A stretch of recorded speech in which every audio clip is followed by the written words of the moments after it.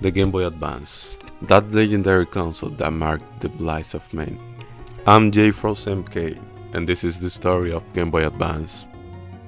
After the success of original Game Boy, Nintendo continued to bet on portable consoles.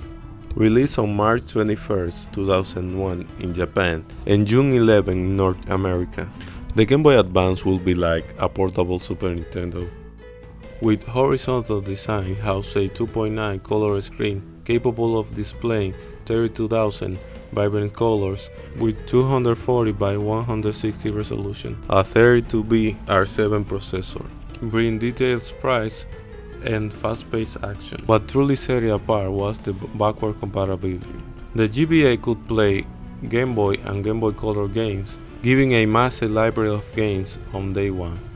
You could play multiplayer with up to 4 players using the link cable, but the console had its problems. One of these was the lack of lighting on the screen. This was uncomfortable since it was impossible to play at night or in places with little lighting. Also, the console used AA batteries to be able to continue playing. All this changed because by the 2003 the Speed model would come out. This model had an illuminated screen, rechargeable battery, and a square shape that was easy to store in your pocket, giving us the best experience for the Game Boy Advance hardware. This model was the best of the 3 that come out and the one with the most designs. Finally, in 2005, the Game Boy Micro would come out, this being the most uncomfortable and forgettable model. I have talked about all the models, but let's talk about what is important, the games. For its launch, the Game Boy Advance would be released with very good games like Super Mario World, F-Zero Maximum Velocity, Castlevania Circle of the Moon.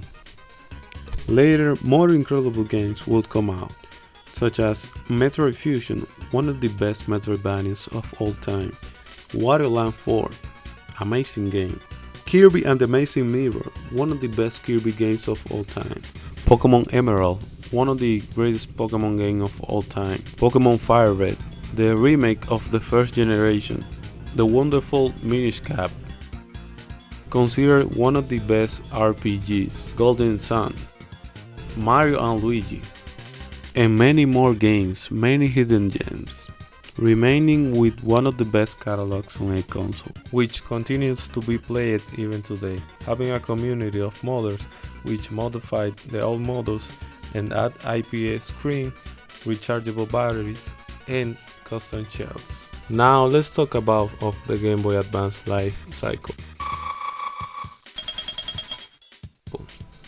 3 years after its launch, by December 2004, its successor, the DS, would come out. This is because Nintendo wanted to compete against the PSP, Sony's first portable console, launching the DS first in North America and then in Japan and the rest of the world. But the GBA cycle would not end with the DS because the DS was backward compatible.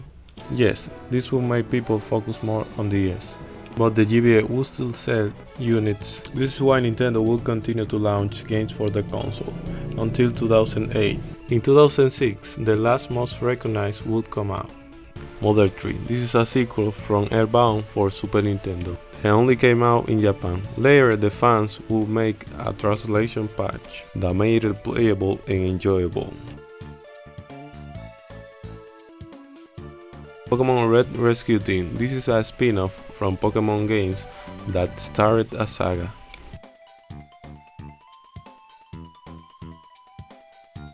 And finally, Final Fantasy VI.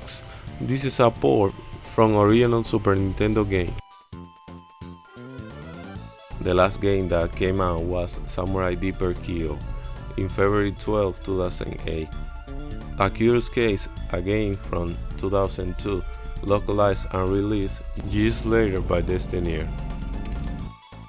The best-selling games were: number 1, Pokemon Ruby and Sapphire. They sold 16.2 million units. Number 2, Pokemon Fire Red and Leaf Green. They sold 12 millions. Number 3, Pokemon Emerald. Sold 7.1 million. Number 4, Mario Kart Super Circuit. Sold 5.9 million. Super Mario World sold 5.7 million. The GBA would last 9 years. The end of GBA support. Nintendo officially discontinued the GBA in 2010, although production had effectively stopped earlier, ending the GBA cycle.